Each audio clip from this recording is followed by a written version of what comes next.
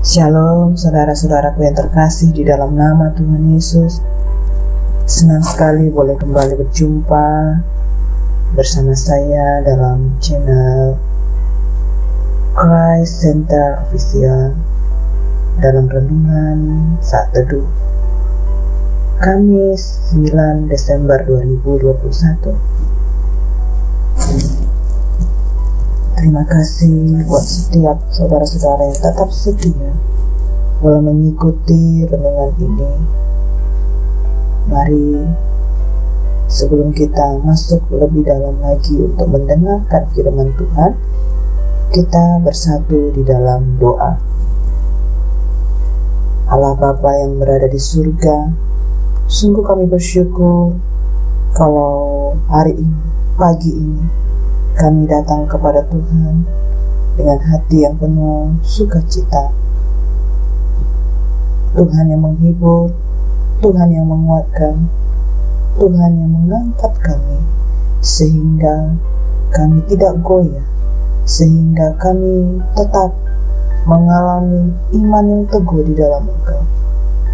Dan khususnya hari ini, kami rindu mendengarkan firman-Mu yang akan mengubahkan kami, yang akan memperbaharui, bahkan membawa kami semakin mengenal Yesus, pribadi-Mu lebih lagi ya Tuhan. Urapi kami, jadikan kami seorang murid yang dengar-dengaran kepada firman-Mu. Firman-Mu bertumbuh, berakar dan berbuah di dalam hidup kami. Terima kasih Bapa, kami berdoa dan bersyukur hanya di dalam nama Tuhan Yesus. Amin. Judul renungan kita hari ini adalah Gereja yang Berpengaruh, yang tertulis dalam Matius 13 ayat 31 sampai 35. Mari kita membuka firman Tuhan ini bersama-sama, dan saya akan membacakannya buat saudara-saudara. Perumpamaan tentang biji sesawi dan ragi. Yesus membentangkan suatu perumpamaan lain lagi kepada mereka, katanya, hal kerajaan surga seumpama biji sesawi yang diambil dan ditaburkan orang di ladangnya. Memang biji itu yang paling kecil dari segala jenis benih, tetapi apabila sudah tumbuh, sesawi itu lebih besar daripada sayuran yang lain, bahkan menjadi pohon, sehingga burung-burung di udara datang bersarang pada cabang-cabangnya. Dan ia menceritakan perumpamaan ini juga kepada mereka. Hal kerajaan surga itu seumpama ragi yang diambil seorang perempuan dan diadukkan ke dalam tepung terigu 3 sukat sampai khamir seluruhnya. Semuanya itu disampaikan Yesus kepada orang banyak dalam perumpamaan, dan tanpa perumpamaan suatu pun tidak disampaikan kepada mereka, supaya genaplah firman yang disampaikan oleh Nabi, aku mau membuka mulutku mengatakan perumpamaan, aku mau mengucapkan hal yang tersembunyi sejak dunia dijadikan. Amin. Perumpamaan biji sesawi dan ragi merupakan penjelasan Tuhan Yesus tentang kerajaan Allah yang akan semakin memberikan pengaruhnya. Perumpamaan pertama, sebuah perumpamaan tentang biji sesawi. Maksud perumpamaan ini adalah untuk menunjukkan bahwa Injil itu pada mulanya sangat kecil, namun pada akhirnya akan bertumbuh dan menjadi sangat besar. Seperti inilah gereja Injil, yaitu kerajaan Allah di tengah-tengah kita, akan didirikan di dunia. Seperti ini pula pekerjaan anugerah di dalam hati, yaitu kerajaan Allah di dalam diri kita, akan bekerja di dalam pribadi-pribadi tertentu. Untuk pekerjaan Injil, perlu kita perhatikan bahwa Injil biasanya sangat lemah dan sangat kecil pada mulanya, seperti biji sesawi yang paling kecil dari segala jenis benih. Kerajaan Allah yang pada saat itu sedang didirikan hanyalah merupakan sebuah sosok kecil. Kristus dan para rasul, jika dibandingkan dengan para pembesar dunia, tampak seperti biji sesawi yang lemah di dunia ini. Di tempat-tempat tertentu, terbitnya surya Injil yang pada awalnya hanyalah seperti fajar pagi hari, dan dalam jiwa-jiwa tertentu, Injil pada mulanya hanyalah merupakan hari yang berisi peristiwa-peristiwa kecil, seperti buluh yang patah terkulai. Orang-orang baru percaya adalah seperti anak-anak domba yang harus dibawa ke dalam pangkuan Tuhan. Mereka mempunyai sedikit iman, namun masih banyak terdapat kekurangan di dalamnya, dan mereka mempunyai keluhan-keluhan yang tidak terucapkan karena begitu kecilnya. Mereka mempunyai keyakinan mengenai kehidupan rohani, dan mereka hidup menurutnya, namun hampir tidak terlihat karena terlalu sedikit.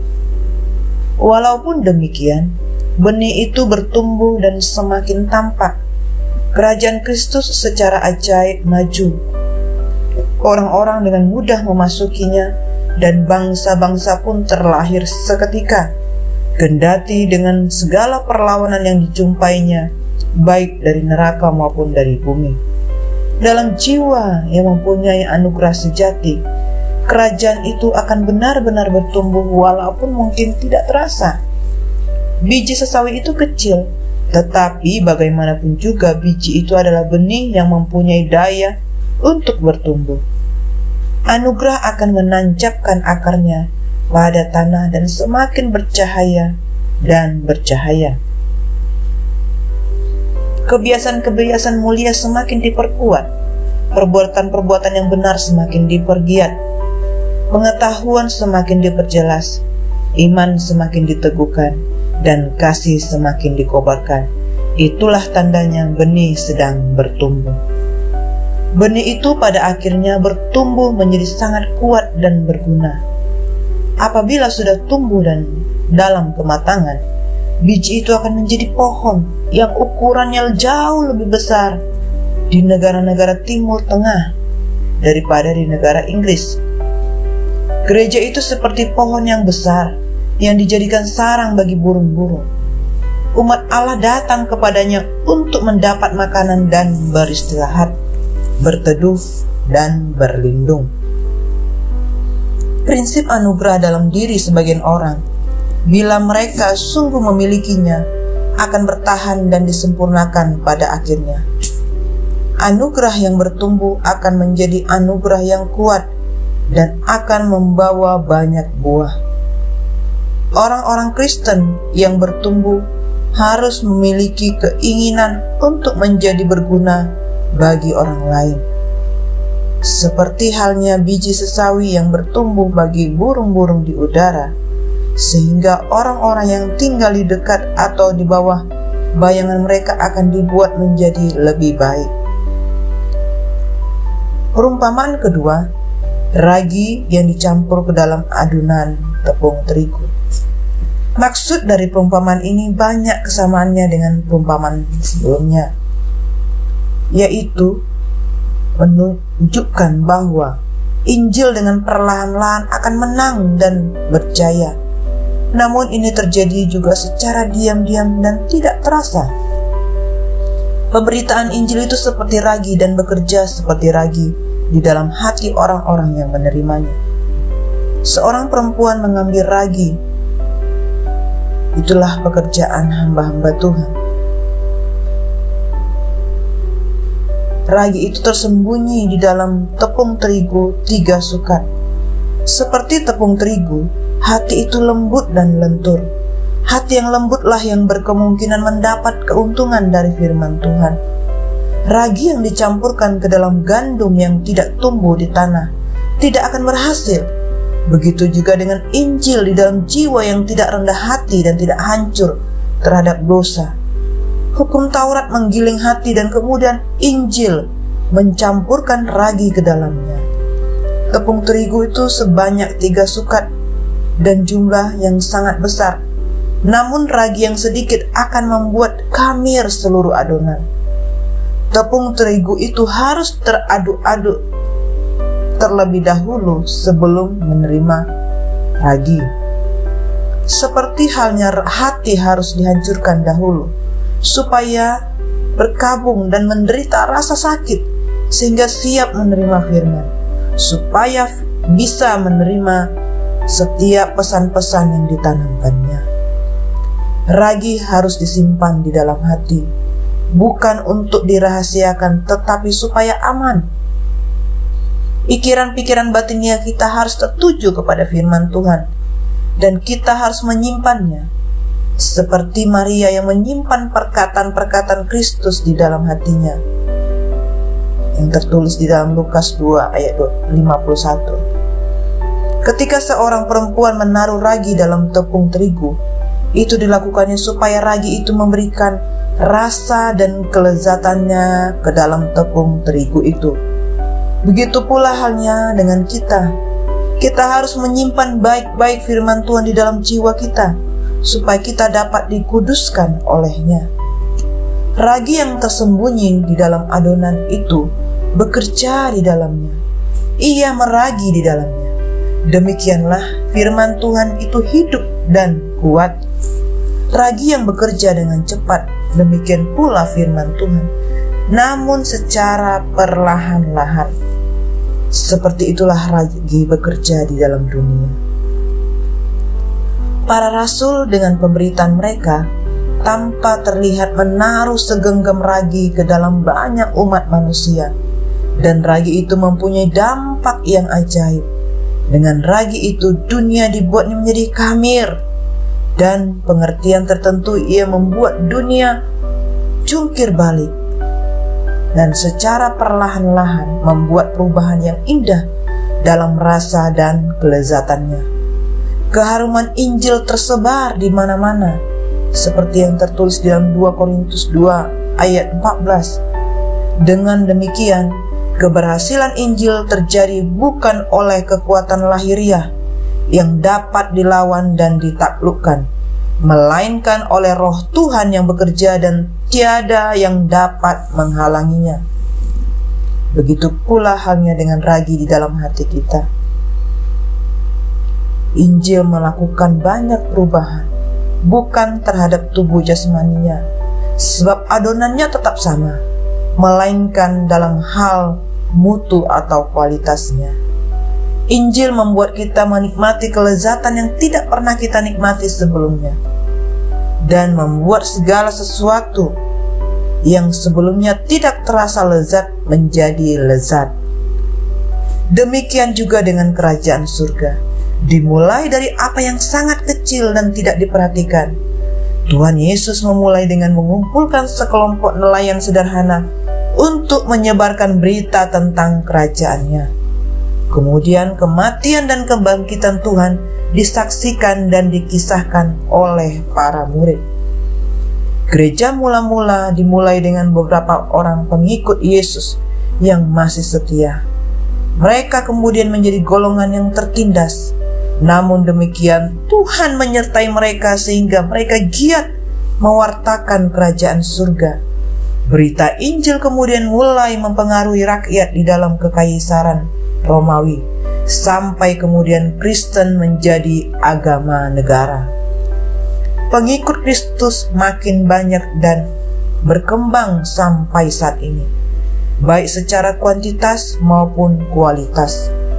Pergerakan Injil yang terus dikerjakan oleh para pekerja kerajaan surga dilakukan supaya orang mengenal Kristus.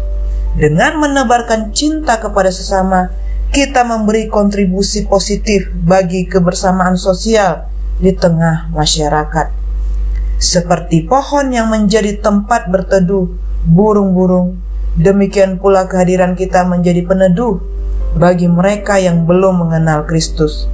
Langkah awal bagi kita adalah merelakan diri untuk hadir menjadi pendengar yang empatik bagi rekan yang belum mengenal Kristus.